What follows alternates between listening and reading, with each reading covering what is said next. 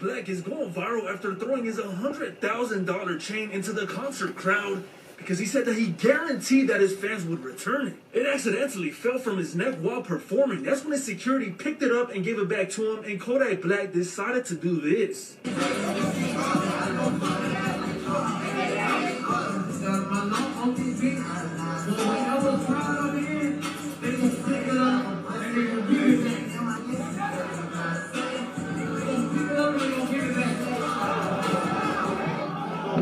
Nobody could believe that he had just thrown his $100,000 chain into the crowd just like that, but he also guaranteed that somebody would return it.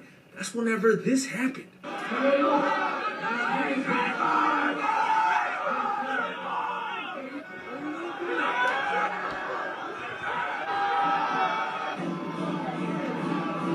And I guess the Kodak fans are already loyal like he says, but Fuzahanitas, let me know, drop a comment. If you got the chain, would you return it? Yeah, right. If that was any other city, I'm telling you, like, that chain is not coming back, man.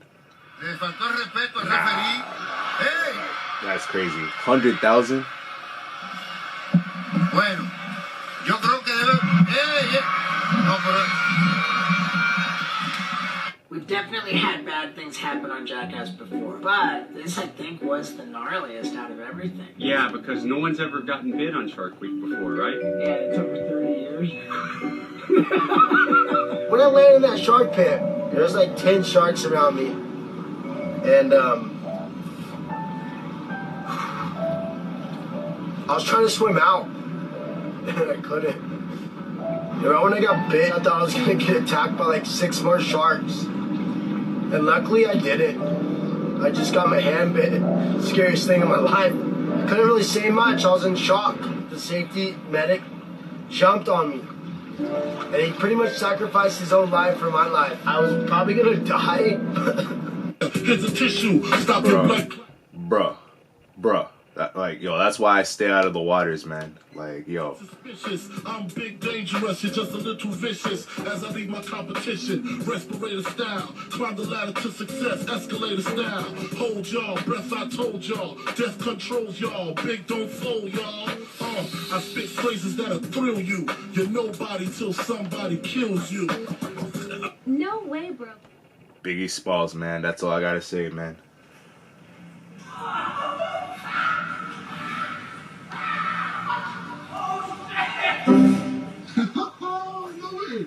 See, that's dangerous, man. Like he's unconscious, right?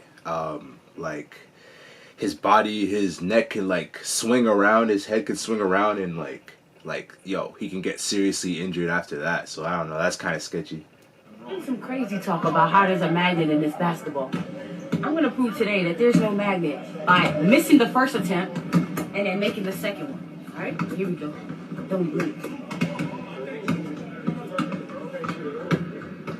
All right, you happy? You got your miss, right?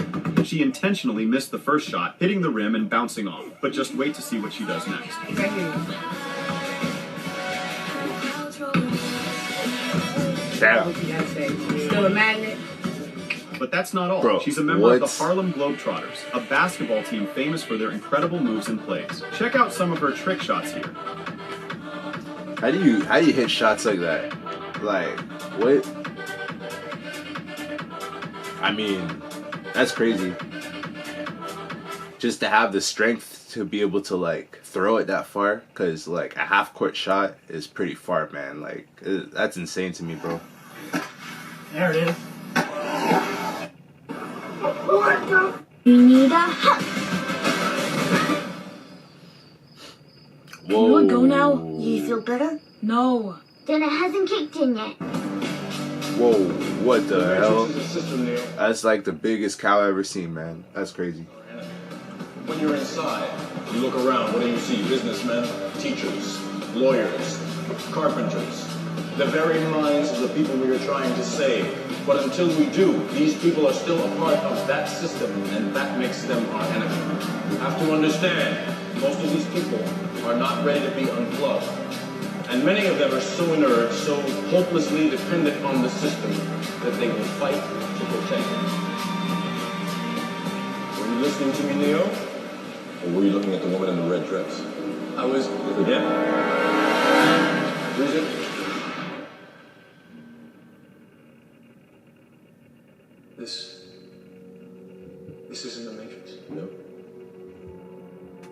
It's another training program designed to teach you one thing. If you are not one of us, you are one of them. What are they? Sentient programs. They can move in and out of any software still hardwired to their system. That means that anyone we haven't unplugged is potentially an agent. Inside the Matrix, they are everyone, and they are no one. It's probably like my favorite movie of all time. Legit, man. The Matrix, bro. Like, best movie ever, man. You tried to steal phone. This is the first target. He stole the phone and he's going to follow the car. Okay. You ready? He's running and we are ready. Action.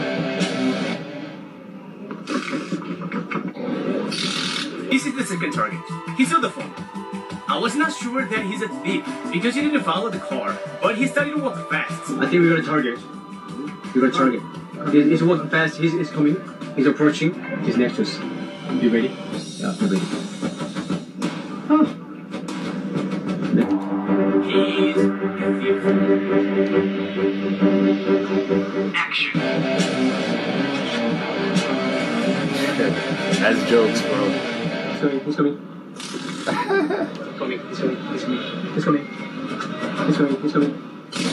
Don't do this shit! After he tried it, he didn't run away. He was hiding himself behind his car. I could go out and take him easily, but for some reasons, I'll not do it anymore. You tried to steal. That's actually crazy, bro. Like, people just try to steal phones right off of the hands, right? Like, people like just holding their phone, and like that's insane to me, man.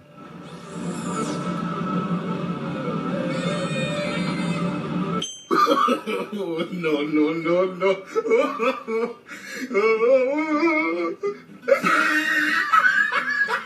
Craziest coincidences in history. The Titanic was predicted by author Robert Morgan 14 years before it happened. In 1894, a young boy was saved from drowning in the River Passau by a local priest. The boy grew up to be the leader of Germany in World War II. When Archduke Ferdinand was shot, his license plate was A111-118. World War I ended on the 11th of the 11th-18.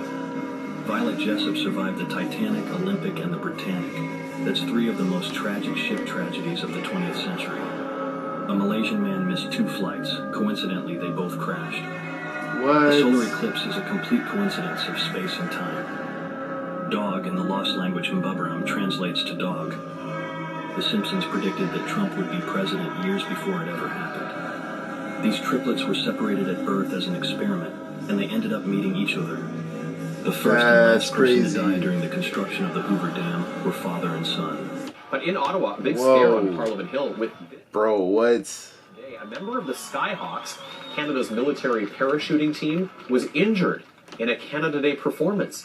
The skydiver was seen approaching the crowded landing zone at speed.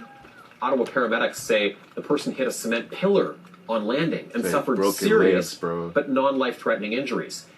He was taken to hospital in stable condition. This guy probably broke his legs or something, for sure. James was in this interview where he was speaking about Kobe passing, but this guy pointed out how LeBron's James mannerisms were just off. Just see for yourself. This is LeBron speaking on Kobe. Now, look at his mannerisms and the things that he says. So, I mean, it's just too much. It's just too much. The story is just too much. It doesn't make sense. Yeah, smile. It's surreal. It doesn't make no sense. But kind of wink right there. That's a trip. You've asked about this a million times, but I'm particularly interested in it. You went on a podcast and you said you believe the Earth was flat. Do you actually, do you want to reel that in, or do you still believe the Earth is flat? You know what? I've always tried to come back, take the statement back, but but on that podcast, Kyrie Irving, check this out. There's such thing as an NBA Illuminati. This powerful group of 20, 30 people, George Soros has always been talked about. There's people in Hollywood. I've always had a theory. I'm going to introduce you to what I call the NBA Illuminati. Yeah. I think the NBA has always been controlled by about 8 people. The commissioner, a power broker, used to be Jerry Klein. I've always believed this to be true. The head of Nike, the Adidas's, the commissioner. It is unspoken. Why are they even talking about this on these sports shows? Come on now, what's going on here? Okay, and the eye wink was just a little excessive. So do you think something was off about LeBron James in this interview? Let me know. LeBron was smiling a bit while that interview was going on, so I don't know, man.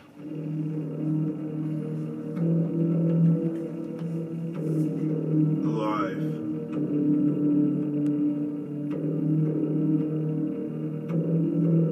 The real Dave has blue eyes. The one in the interview has them black. Michael had previously disguised himself beyond recognition. Yeah, I remember that. I remember watching that. To liberate myself from my father and to establish myself as an artist. It was kind of like an artistic decision to do that. Were you in the hospital? I was not in the hospital at the time. I was in interim. May God bless you. I love you. May God bless you. I love you. Bro, that's a trip, man. Honestly, the voices are very similar, so I don't know, man. That's intense.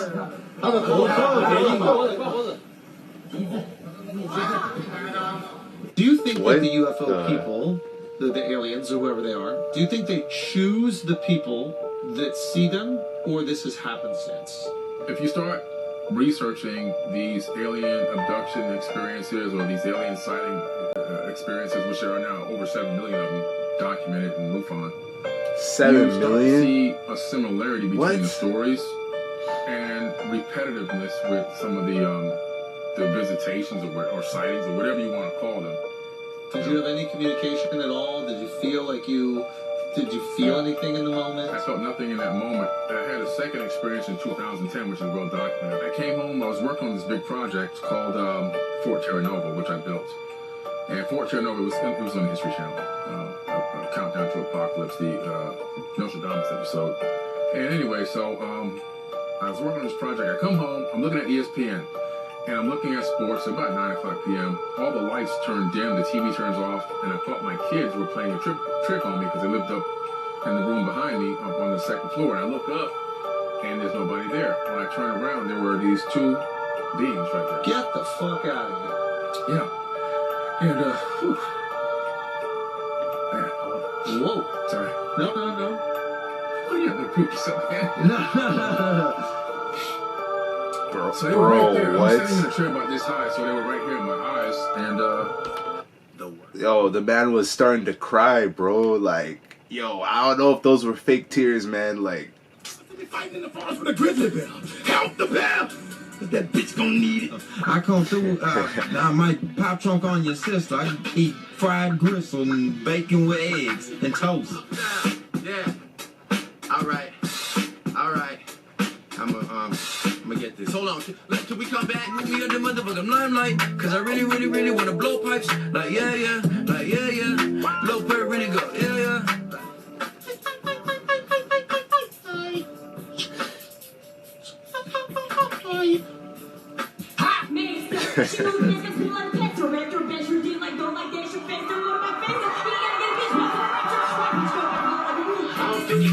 I'm from Norris, Twin City, Minnesota. That's where I'm from.